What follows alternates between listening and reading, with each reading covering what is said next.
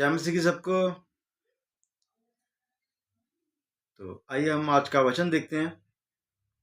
पहला पतरस 5 के 8 नंबर के वचन में इस तरह से लिखा है, सचेत हो और जागते रहो, क्योंकि तुम्हारा विरोधी शैतान गरजने वाले सिंह के समान इस खोज में रहता है कि किसको फाड़ कर। तो यहाँ पे हम देखते हैं कि शैतान की तुलना जो है एक शेर के साथ की गई है। ऐसा शेर जो गरजने वाला शेर, गुस्से में शेर, वो बस फाड़ खाने की इच्छा में है कि किसको फाड़ खाए। शेर के बहुत से रूप है। जब वो गरजता है, गुस्से से काम करता है, अगर आप गुस्से से उसके हाथ में नहीं आते हो तो फिर क्या करता है, वो सांप की तरह आपको बहलाने फुसलाने की कोशिश करता है। तो यहां पर हम शेर के बारे में देखते हैं, जो कि गरजने वाला शेर। और शेर जो है वो आप देखोगे कि वो रात में ज्यादा करके गरजते हैं, और शैतान रात में ज्यादा करके हमला करता है, क्योंकि उसे मौका मिलता है हमला करने का। इसलिए वचन कहता है कि सचेत और जागते रहो। जागते रहो। यहाँ नींद से जागने की बात नहीं करी की गई है कि हमेशा आप सो ना, सिर्फ जागते रहो। जागते रहो, सचेत रहने की बात है यहाँ पर, क्योंकि तुम्हारा विरोधी शैतान गरजने वाले शेर के समान, सिंह के समान इस खोज में रहता है किसको फाड़ खाए। अब किसको फाड़ खाए? एक जंगल में शेर है, वो किसको फाड़ खाता है? जो कमजोर है। वो ताकतवर जानवर के ऊपर अटैक नहीं करता, जो कमजोर जानवर है उनके ऊपर अटैक करता है। तो उसी तरह से शैतान भी निकला है गरज करके, चिल्ला करके, बौखलाया हुआ निकला है कि कौन ऐसा मिले कि मैं उसे नोच खाऊं, किसी उसे फाड़ खाऊं। फाड़ने का मतलब शिकार। जब हम देखते कि शेर ने जब किसी का शिकार किया तो सिर्फ यूं मामूली सा नोचा नहीं है, बल्कि उसको बीच से फाड़ देता है। तो उसी तरह से अगर शैतान के हत्थे जो चढ़ जाता है, जो कमजोर और शैतान के हत्थे चढ़ गया, शैतान उसको पूरी तरह से फाड़ देता है, उसे किसी लायक नहीं छोड़ता, उसे पूरी तरह से बर्बाद कर देता है। इसलिए जागने की जरूरत है। जब पहला थिस्सलुनीकियों 5 का 6, 7 और 8 नंबर वचन में इस तरह से कुछ लिखा है, जब हम देखेंगे इसे लिखा, इसलिए हम औरों के समान सोते ना रहें, पर जागते और सावधान रहें।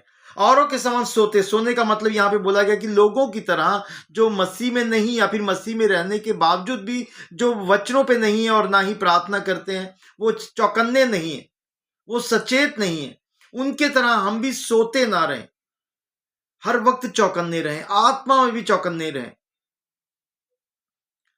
कोई भी ऐसा मौका ना दे शैतान को कि वो हम पर हमला करे।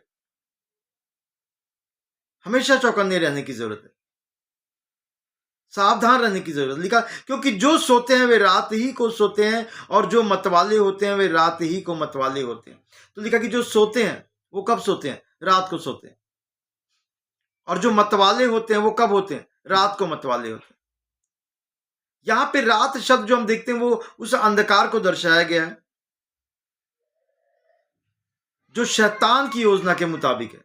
ये सिर्फ रात वाला वो दिन और रात वाले रात की बात नहीं की गई है, वो उस रात की बात की गई है जो कि हमें अंधकार की ओर लेके जाता है।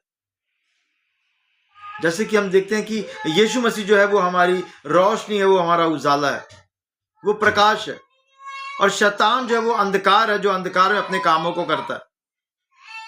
क्योंकि जो सोते हैं वो अंधकार में सोते हैं, वो दुष्ट आत्मा से जकड़े हुए, इसलिए वो सोए हैं। वो प्रार्थना नहीं करते, वो वचन नहीं पढ़ते। और जो मतवाले हैं वो अपने मतवालेपन में है, उन्हें कोई संसार की कोई खोज खबर नहीं, दुनिया की कोई खोज खबर नहीं, कौन सच है कौन झूठ है, उसे किसी चीज की कोई परवाह नहीं। तो ये सब किसकी वजह से है? ये सब रात के अंधेरे की वजह से, जहां पे शैतान का राज्य है।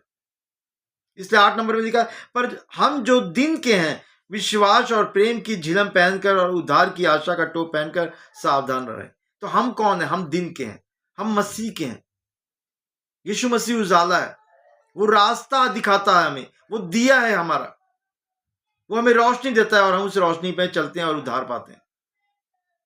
तो हम जो दिन के हैं, वो जो रात के हैं उनको रात के हाथों में सौंप दो, छोड़ दो, कोई दिक्कत नहीं है। हम जो दिन के हैं, हमें क्या करना है? हमें सचेत रहना है, हमें सावधान रहना है, हमेशा चौकन्ने रहना है। और क्या करना है चौकन्ने रह के? विश्वास और प्रेम की झिलम पहन करके। विश्वास और प्रेम, उस परमेश्वर के साथ विश्वास, उस परमेश्वर के साथ प्रेम, और लोगों के साथ प्रेम बना के रखने की जरूरत है। और उद्धार की आशा का टोप पहनकर, और उद्धार का वो टोप पहन करके जिससे हमारा उद्धार हुआ है, उसे सर पे टोप रखने की जरूरत है। वो हमारे साथ है। उद्धार का टोप जो है वो हमारा ऊंचा है, गढ़ है, वो हमें ऊंचा करने वाला है। जब ये हमारे साथ बना है तो हम शैतान से जीत सकते हैं। उसके गरजने से हमें परवाह नहीं है। अगर हमारी प्रार्थना है, अगर हमारे जीवन में वचन है और अगर हम वचनों पे चलने वाले हैं तो शैतान का गरजना हमें कोई नुकसान नहीं पहुंचा सकता। याकूब 4:7 में इस तरह से लिखा है, इसलिए परमेश्वर के अधीन हो जाओ और शैतान का सामना करो तो वह तुम्हारे पास से भाग निकलेगा। तो शैतान ऐसे नहीं भागने वाला। परमेश्वर के जब अधीन हो जाएंगे तब शैतान के सामने जब हम जाकर के उसका सामना करेंगे तो हमारे पास से भागेगा। तो गरजने वाले सिंह के समान तलाश में रहता है, किसके जीवन में प्रार्थना नहीं है, कौन वचन से गिरा है, और वो जाके परमेश्वर के सामने जाके परमेश्वर को बोलता है कि देख तेरा ये बेटा, ये तेरा दास जो है ये वचन के खिलाफ है, तो मुझे इजाजत दे कि मैं उसके जीवन में जाके काम करूं। और जैसा कि हम जानते कि परमेश्वर का स्वभाव, उससे जो भी मांगता है वो मना नहीं करता, वो हमें मांगता है और वो आकर के उस इंसान के जीवन में काम करता है। और अगर वो कमजोर है तो वो गिर जाता है और वो क्या करता है, उसे फाड़ खाता है। अगर वो मजबूत है और परमेश्वर के अधीन है, शैतान का सामना करता है, वो भागता नहीं है शैतान से, बल्कि शैतान का सामना करता है और शैतान उसके पास से भाग जाता है। तो याद रखें, वो गरजने वाले सिंह की तरह हमेशा ताक में रहता है, हमेशा इंतजार में रहता है किसको फाड़ कर। ऐसा ना हो कि उसके चपेटे में आप आ जाओ, उसके पंजों में आप आ जाओ। इसलिए प्रार्थना करते रहो, विश्वास में बने रहो, घोषणाएं करो अपने लिए, वचनों को बोलो। जब भी वो परेशान करे, वचनों के द्वारा उसे भगाओ। बाइबल पढ़ो, परमेश्वर के अधीन रहो। अगर आप परमेश्वर के अधीन नहीं हो तो शैतान आपके ऊपर हावी होगा, और अगर आप परमेश्वर के अधीन हो तो शैतान आपका कुछ नहीं बिगाड़ सकता, क्योंकि वो परम पिता परमेश्वर आपके साथ में। सचेत रहें, सावधान रहें, हमेशा सतर्क रहें। जैसे हम देखते हैं कि बॉर्डर में जो सिपाही ड्यूटी करते हैं वो हमेशा हथियारों के साथ में रहते हैं, लोडेड गन लेकर के रहते हैं। वो सचेत रहते हैं, सामने से हमला हो वो भी हमले के लिए तैयार रहते हैं। तो सचेत रहें, उस सिपाही की तरह सचेत रहें, वचनों के साथ भरे रहें, वचनों के हथियार को लेकर के सचेत रहें कि शैतान अगर एक रास्ते से आया है तो आप वचनों के साथ उससे भगाएं कि वो 10 रास्तों से भाग जाए। परमेश्वर आपके साथ। जय मसीह की। खुदावंद इस वचन के द्वारा आप सबको बहुत सी आशीष दे, शैतान से लड़ने की सामर्थ्य दे। जय मसीह।